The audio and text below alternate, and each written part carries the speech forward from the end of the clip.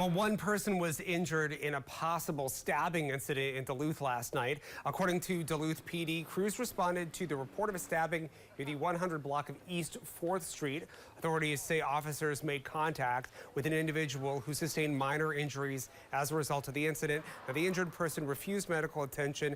Police believe the people involved in the incident were known to each other. An active investigation is underway.